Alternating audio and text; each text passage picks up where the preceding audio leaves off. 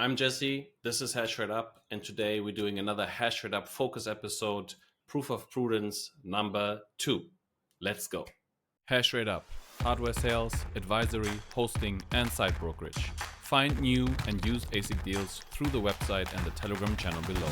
Make smarter decisions with HashrateUp. A while ago, and if you saw last week's episode of HashrateUp Focus, where we covered the first three, I created this blog series called Proof of Prudence, and these videos are basically to a different format of this, a very much condensed format. So if you want to know more, feel free to visit the website, come here, resources, Proof of Prudence, and then feel free to read through the whole thing, right? Proof of Prudence, starting where we left off last week, number 4, Proof of Prudence, sign your hosting contract first. This is something that might seem like a no-brainer, but unfortunately, many people don't do this, right? So before you buy your miner, sign your hosting contract, secure that slot on the rack to avoid any downtime after you bought the machine. Costly logistics, we don't have space anymore, now you got to go elsewhere.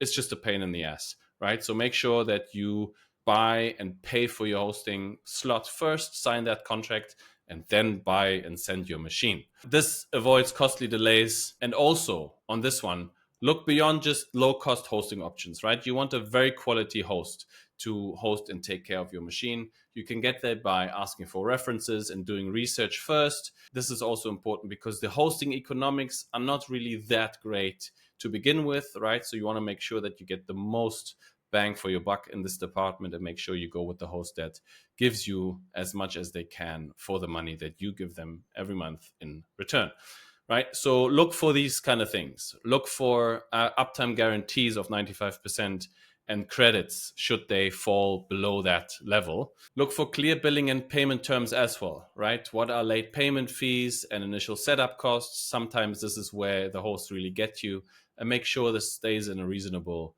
fashion, like $20 for setup, $35 for setup. That's okay, right?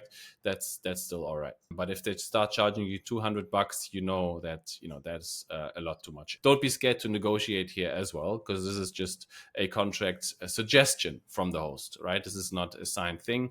And in some cases, they will be able to negotiate with you around the terms. Make sure that there is a clear understanding of what the insurance terms are, right? In most cases, you as the client are required to insure your machine, but make sure this is covered in the contract somewhere. And then also the physical address to the hosting facility is generally very limited, right? Because they don't want just random people to show up. But make sure that you are able to, if you want to, go see your machine, right? The hosts that I work with make this possible. You just have to negotiate, or you just have to tell them beforehand that you want to come by and visit your machine and see it running live, right? Let's say you're in the area for whatever reason and you want to see your machine, you want to see your investment, or maybe investments if you have multiple. So this is something that you should also look for in the contract. But most importantly, sign your hosting contract first before buying the machine. Number 5, this is a very big one. Compare cost and risk, right? So a lot of people tend to go with the cheapest option for hosting. I can host, historically, this was the case in Paraguay, for 5 cents. I can host for 6 cents. I can host in Ethiopia for 5.9 cents. Sure, yes, that is much lower than 7.5 cents. You're spending a lot less money, especially if you have a larger fleet of machines. However, the risk component has to be factored in as well, right? So it's not really about what is the lowest cost to mine the Bitcoin for the miner that you have, but it's also about the risk. Remember that I said that the economic circumstances of machine hosting, especially in the lower retail section, are not that great, right? And now if you have elevated risk as well, that's a terrible deal. So you want to make sure that your risk to cost ratio is right, or cost to risk ratio, I should say. Now, in my opinion, I think the USA is still the best here, right? Yes, you're spending 7.5 cents per kilowatt hour, but you're dealing with very experienced hosts. You have a strong legal framework. You have a lot of experience there. And in most cases, that is a mix that is much better than hosting one machine somewhere in Ethiopia where you don't understand what the risks really are. And so therefore, always, as I say, compare not just cost, but cost and risk. Also, another factor why this is super important is your reselling ability. The ability to be able to resell your machine once your hosting contract is over is super vital to get the most out of the contract, out of the hosting deal economically. If you have your miner in Ethiopia, it's very unlikely that you will be able to find a market to resell your machine well. If you host your miner in Russia or in the UAE, there's certain legal frameworks that allow you to host there in the first place. And most of the time, it means that you don't really own the miner. Yes, you might have a contract with the host, but a lot of the time, the host has to import the machine and claim the machine is theirs in order for them to import it.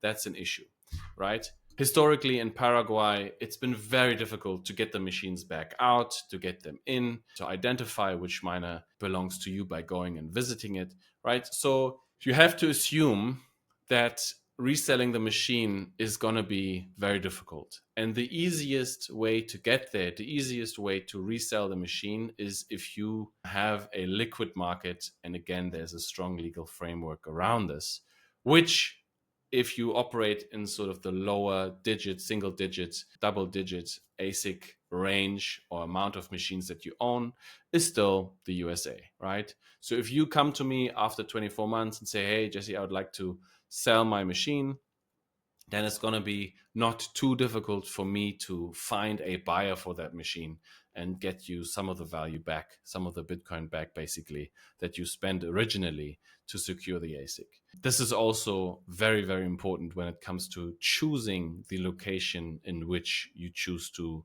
host your machine in the first place. Right, this article talks also about regional stability, which is another factor, right?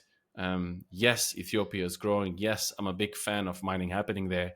However, I would still say that the regulatory stability in Ethiopia is not close at all to that of the US, right? And if you, again, are a small fish with 1, 10, 20, 50 machines, then you are fully subjected to that risk.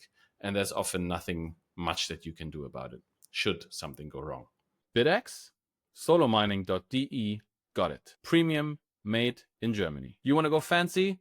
Go for NerdX or NerdQX++ for a lot of power.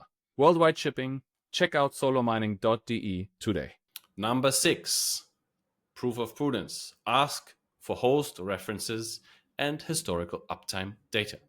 Right? Make sure that you ask about the host, ask about references from current clients, do your research on the hosts that you're being referred to or that you find online or that you see at conferences to make sure that they are able to run your machine nicely and smoothly and with confidence, right? You don't want a host where communication is not good, where there's constant downtime, you don't get any responses, the machines break, they stop being online, you can't see the hash rate anymore, and so on and so forth. It just makes it a pain, right? You want to make sure that before you buy the miner and before you even sign the contract, that you find a host that has good references and has very many happy customers. Trustpilot, Google reviews, forum posts, all of those can help identify those players in the Bitcoin mining space that are able to provide you with a good hosting experience over a long time frame. Remember, yes, 2 years doesn't sound that long, but if you're running a miner over 24 months and have a 24 months contract and you spend a lot of money, then it makes sense to do all of that research beforehand. You can also, once you find a hoster that you like, ask them for historical uptime data. This is something they can very easily pull from their dashboards, from the operational dashboards. Then they can tell you, what has been the uptime over the last 2 quarters or something like that, to show you proof and data that they keep running the machines of their clients very reliably. Right, to that point, Proof of Prudence number 7. Ask for foreman access in order to gain transparency and oversight. First of all, you want to have access to a dashboard to get that subjective value of learning about mining and get the most out of it, right? If you are completely blind to what your miner is doing, you don't really have any mass to learn on, right? However, if you have a dashboard access to your machine that allows you to see what the live hash rate is, how fast are the fans spinning, what is the temperature on the hash board, so what's the historical data over the last 2-3 weeks, months, then you're able to better understand what your miner is actually doing. How often does it reboot, right? How many shares is it sending to the pool? It gives you an idea of what your miner is doing, and thus very much increases your learning curve, which again is a important subjective value add to have when it comes to buying a machine in the first place. Ensure host accountability with transparent data, right? So if you don't have this, then you are fully reliant on what the host tells you, right? If the host tells you, hey, the miner has been down for 2 weeks, or it's been down for 1 week, or we had a power outage, or this or that, right? Now there's nothing for you to really check that against. But if you have a dashboard like this, and you have sort of historical data on how your miner has been performing, now you can tell them, hey, what happened here during this time frame? What happened with the machine? Why was the hash rate down? You ask for explanations. And also the hoster understands that you have access to this, right? So, and this gets a bit tricky, but if the hoster knows that you have access to the dashboard, it's also automatically an incentive for them to operate the machine to the best of their ability and to be proactive in their communication with you as the client. Some mining hosters will actually allow you to change the pool yourself as well. This can be done via the dashboard in Foreman, or if your host uses another miner management software via that, right?